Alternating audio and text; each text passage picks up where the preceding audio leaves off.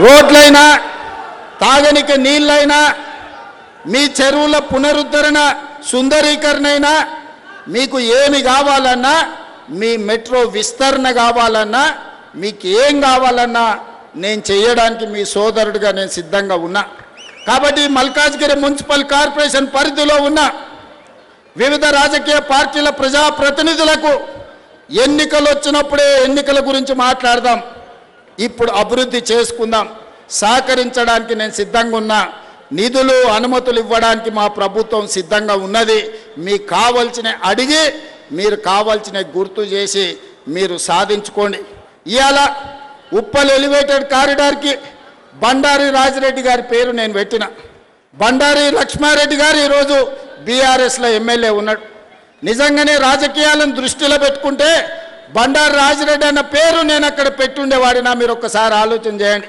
రాజిరెడ్డి అన్న ఈ ప్రాంతంలో ప్రతి పిల్లగానికి తెలుసు మున్సిపల్ చైర్మన్గా ఎమ్మెల్యేగా టీటీడీ బోర్డు మెంబర్గా ఎవరు ఇంటికి వచ్చినా కూర్చోబెట్టి పనిచేసి బిడ్డ ఈ పన్ను చేసుకోలేదని ఉంటే ఏం చేస్తాను అన్ని కాలనీలు తిరిగి కాలనీ అసోసియేషన్లతో రాజిరెడ్డి అన్నకు అనుబంధం ఉంది ఆయనలో నేను పార్లమెంట్లో నిలబడ్డప్పుడు ఎన్నో కాలనీలు నా వెంబడొచ్చి కాలనీ అసోసియేషన్ల అధ్యక్షులను పిలిపించి అరే మనోనికి ఏం రా మంచోడు పని చేస్తాడని ఆ రోజు రాజిరెడ్డి అన్న చెప్పిండు ఆనాడు కష్టాలలో ఉన్నప్పుడు రాజిరెడ్డి అన్న సాయం అందించండు రాజిరెడ్డి అన్న ఈ ప్రాంత ప్రజలకు 40-50 ఏళ్ళు సేవలు అందించడు ఇవాళ ఉప్పల్ ఎలివేటెడ్ కారిడార్కి రాజిరెడ్డి అన్న పేరు పెట్టుడు న్యాయమా కాదా మీరు ఒక్కసారి ఆలోచన చేయండి నేను ఇవాళ ఈ పేరు పెట్టడమే కాదు ఎలివేట్ కారిడార్కు ఎవరు ఏడ్చినా ఎవరు బాధపడ్డా ఆడ చౌరస్తల రాజిరెడ్డి గారి విగ్రహాన్ని కూడా పెడదాం దానికి సంబంధించిన ఏర్పాట్లు కూడా చేసుకోండి అని నేను చెప్పదలుచుకున్నా అదేవిధంగా ఎవరైతే మంచి చేస్తారో మంచిని మంచి అని గుర్తించే బాధ్యత మన మీద ఉన్నది ఎన్నికలు వచ్చినప్పుడు రాజకీయాలు ఎట్లుండాలనో రాజకీయాలు అట్లా చేద్దాం అదేవిధంగా ఈనాడు కొంతమంది మాట్లాడుతున్నారు దాని గురించి ఒక 5 నిమిషాలు నేను చెప్పదలుచుకున్నా ఇది రాజకీయ వేదిక కాదు కానీ నేను గుర్తు చేయదలుచుకున్న మిత్రులందరికీ ఇవాళ గుజరాత్లో అహ్మదాబాద్లో సబర్మతి రివర్ ఫ్రంట్ కట్టుకుంటారు ఇవాళ ఢిల్లీలో యమునా నది రివర్ ఫ్రంట్ను అభివృద్ధి చేసుకుంటారు ఇవాళ ఉత్తరప్రదేశ్లో గంగా నది రివర్ ఫ్రంట్ను మీరు అభివృద్ధి చేసుకుంటారు మీరు ఇక్కడికి వచ్చి సబర్మతి రివర్ ఫ్రంట్ సూత్రాన్ని మా గుజరాత్లో మా మోడీ గారు ఎంత గొప్పగా చేసిండో అని అయ్యా మాకేం అభ్యంతరం లేదు మోడీ గారు సబర్మతి రివర్ ఫ్రంట్ చేయొచ్చు ఢిల్లీ ప్రభుత్వం యమునా రివర్ ఫ్రంట్ చేయొచ్చు యోగి ఆదిత్యనాథ్ దాస్ మీకు గంగా నది చేయొచ్చు సంతోషం మీరు బాగా చేసుకున్నారు మరి మేము మూసీ నది ప్రక్షాళన చేసుకోవద్దా అని నేను అడుగుతున్నా ఇవాళ అడ్డం పడుతున్న వాళ్ళని ఇవాళ ఈ మూసీ రివర్ డెవలప్మెంట్ ఫ్రంట్ ద్వారా గండిపేట నుంచి గౌరెల్లి వరకు 55 కిలోమీటర్లు ఈరోజు అంతర్జాతీయ స్థాయిలో మనం అభివృద్ధి చేసుకుంటే ఆర్థికంగా నగరం టూరిజంలో అభివృద్ధి పదం వైపు నడుస్తుంది యువతకు ఉద్యోగ ఉపాధి అవకాశాలు వస్తాయి మీరు కూడా ఉప్పల్ మూసీ పక్కన ఉన్నామంటే ఒక రివర్ ఫ్రంట్ న్యూయార్క్ న్యూజెర్సీ మధ్యలో హడ్సన్ రివర్ ఫ్రంట్ దగ్గర ఒక్కొక్క అపార్ట్మెంట్ 100 కోట్ల విలువ ఉన్నది ఇవాళ మురికున్నందుకే ఈ భూమిలో విలువ లేదు కదా ఇవాళ మురికున్నందుకే ఇక్కడ ప్రజలు నివసిస్తలేరు కదా ఇవాళ ఈ మురికి నల్గొండ జిల్లా ప్రజలకు ఈరోజు కాలుష్యమై కాటేస్తుంటే నల్గొండ ప్రజల పట్ల కనికరం చూపించాల్సిన బాధ్యత ఈ ప్రభుత్వానికి లేదా నల్గొండ జిల్లాలో ఆలేరు భువనగిరి ఆ ప్రాంతానికి వెళ్తే కొత్తగా పెళ్ళిళ్ళైన ఆడపిల్లల్ని మగపిల్లల్ని ఊరు నుంచి పట్టణానికి పంపిస్తారు ఇక్కడ ఉంటే ప్రెగ్నెన్సీ ప్రాబ్లం ఉన్నది కలుషితమైన నీళ్లు తాగినా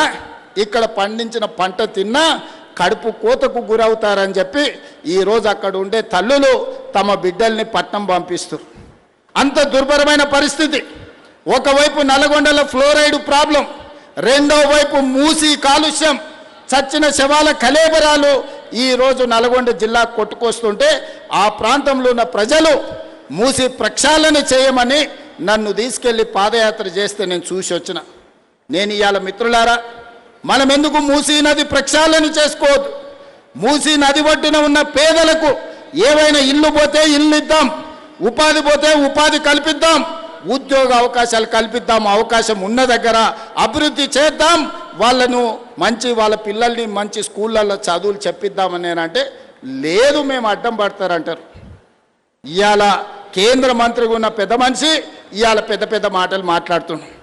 నువ్వు మూసీ నదికి అనుమతులు తెస్తావా తేవా, నువ్వు ఇక్కడ పార్లమెంట్ సభ్యుడు కదా అని నేను అడుగుతున్నా. అదేవిధంగా ఒకనాడు ఢిల్లీ తర్వాత మెట్రో మనది 2వ స్థానంలో ఉండే, ఇవాళ 9వ స్థానానికి పడిపోయినాం. కారణాలు ఏవైనా ఉండని, అడ్డుపడ్డోళ్ళు ఎవరు, కాళ్ళలో కట్టెలు పెట్టింది ఎవరు, నేను మాట్లాడదలుచుకోలే. ఇవాళ మనకు తెలివి వచ్చింది, ఇవాళ మనం మెట్రోని విస్తరించుకోవాలనుకున్నాం. ఇవాళ నాగోల్ జంక్షన్ నుంచి బరాబర్ ఎల్బీ నగర్ నుంచి ఓఎస్ఏ హాస్పిటల్, ఆ నుంచి చాంద్రాయణ గుట్ట, ఆ నుంచి రాజేంద్ర నగర్ డైరెక్ట్గా అంతర్జాతీయ ఎయిర్పోర్ట్కు ఈ నాగోల్ నుంచి ఈరోజు మెట్రో విస్తరణ చేయాలని నేను ప్రతిపాదనలు పంపించిన. నేను ఇక్కడున్న మిత్రులను అడుగుతున్నా, నాగోల్ నుంచి అంతర్జాతీయ ఎయిర్పోర్ట్కు మెట్రో కావాలన్నా వద్దా, మీరు ఒక్కసారి ఆలోచన చెయ్యండి. ఇవాళ మనం ఎయిర్పోర్ట్కి పోవాలంటే ఎక్కడెక్కడో తిరిగి చుట్లు తిరిగిపోవాల్సి వస్తుంది. అదే నాగోల్ మెట్రో రైలు ఎక్కితే చక్కగా శంషాబాద్ ఎయిర్పోర్టులో దిగుతాం. ఇవాళ గదే అడిగిన, మా రంగన్న చెప్తాడు, అన్న ఎల్బీ నగర్ కాదు హయత్ నగర్ అవతలికి మెట్రో కావాలి, ఇప్పుడు పట్నం అంతా హయత్ నగర్ దాటిపోయింది, వనస్థలపురం అవతలికి ఇయ్యండి అని రంగన్న కలిసినప్పుడల్లా అడుగుతాడు. మా ఎంపీ చామల కిరణ్ అడుగుతాడు, ఇవాళ ఎల్బీ నగర్ నుంచి హయత్ నగర్ అవతలికి మెట్రో పెట్టాలని అడిగిన. అవసరం ఉందా లేదా మీరు ఒక్కసారి ఆలోచన చేయండి. ఇట్లా చెప్పుకుంటూ పోతే 122 కిలోమీటర్లు మెట్రోను పొడిగించాలి, అంతర్జాతీయ నగరం చేయాలని నేను ప్రయత్నం చేస్తుంటే అన్ని అనుమతులు వచ్చినాక ఇక్కడి నుంచి కేంద్ర మంత్రిగా పనిచేస్తున్న ఆయన పోయి కాళ్ళ కట్టెపెట్టి పుల్లలు పెట్టి ఇవాళ దాన్ని అర్ధాంతరంగా ఆపే పరిస్థితి వచ్చింది. ఆయనను అడగాల్సిన అవసరం లేదా అని నేను అడుగుతున్నా. ఇవాళ మనం ఏది అడిగినా రీజనల్ రింగ్ రోడ్, ఇవాళ ఔటర్ రింగ్ రోడ్ వచ్చినందుకు మనం అంతర్జాతీయ నగరమైనాం. రీజనల్ రింగ్ రోడ్ వస్తే 360 కిలోమీటర్ల అభివృద్ధి జరిగితే ప్రపంచంతోనే పోటీ పడే సింగపూర్, టోక్యో, న్యూయార్క్ లాంటి పట్టణాలతోని ఈరోజు మన హైదరాబాద్ పోటీ పడవచ్చు. 2.5 ఏళ్ళ నుంచి కాలుకు బల్పం కట్టుకొని తిరుగుతున్నా. 50 సార్లు ఢిల్లీకి వెళ్ళిన, 5 సార్లు మోడీ గారిని కలిసిన. ఎందుకు ఆగుతుంది, ఎవరు ఆపుతున్నారు నేను అడుగుతున్నా. ఎందుకు ఆగుతుంది, ఎవరు ఆపుతుండ్రు, సమాధానం చెప్పాల్సిన బాధ్యత కిషన్ రెడ్డి గారికి లేదా?